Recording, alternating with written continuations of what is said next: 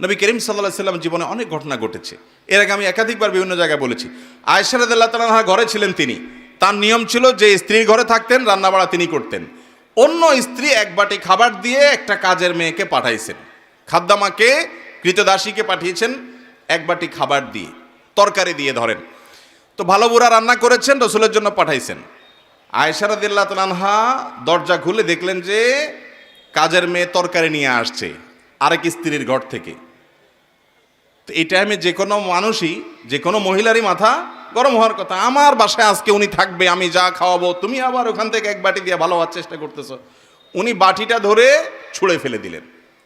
বাটির সব তরকারি তো গেছে গেছে, বাটিও দুই টুকরা হয়ে গেছে। এই দৃশ্য নবী করিম সাল্লাল্লাহু আলাইহি ওয়াসাল্লাম দেখার পর উনি বাইরে হয়ে আসলেন, যা উঠান থেকে নিজের হাতে সে ভাঙা বাটিটা নিয়ে আসলেন। আনার পর একই শেপের একই ধরনের আরেকটা বাটি এই ঘরেও ছিল, আসলে তার ঘরে ওই খালি বাটিটা নিয়ে কাজের মেয়ের হাতে দিয়ে বললেন, এটা নিয়ে ওই বাসায় চলে যাও এবং খবরদার মুখে তালা, এখানে কি ঘটেছে এর কোনো কথা বলা যাবে না, শুধু বাটিটা সেখানে ফেরত দিবা। ওখানে বাটিটা ফেরত দিছি। যিনি পাঠিয়েছেন তিনি মনে করেছেন যে কি, যে তরকারি রেখে কত সুন্দর করে ধুয়ে সাফ করে আবার বাটিটি দিয়েছে, তিনি অনেক খুশি।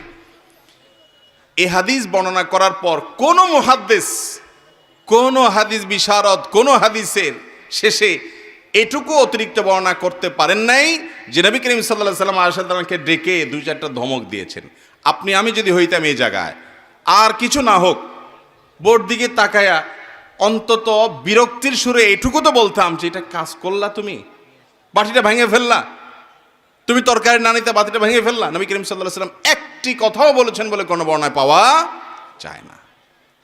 দাম্পত্য জীবনে শান্তি আসার জন্য স্ত্রীর অনেক কিছুকে হজম করা শিখতে হয় স্বামীর, আবার একইভাবে স্বামীর অনেক কিছুকে হজম করা শিখতে হয় কার?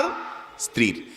আজ আমাদের সমাজ ব্যবস্থায় ভোগ ভোগ ভোগ, ত্যাগের কোনো নাম নিশানা নেই, যার কারণে সবর কেউ কাউকে প্রতি করতে রাজি না। দাম্পত্য জীবনের শান্তির জন্য এই সবর এবং শুকর যা আল্লাহ তাআলা দিয়েছেন সেটার উপরে শুকরিয়া আদায় করার মানসিকতা থাকতে হবে, না হলে কোনোদিনই আপনি শান্তি পাবেন না।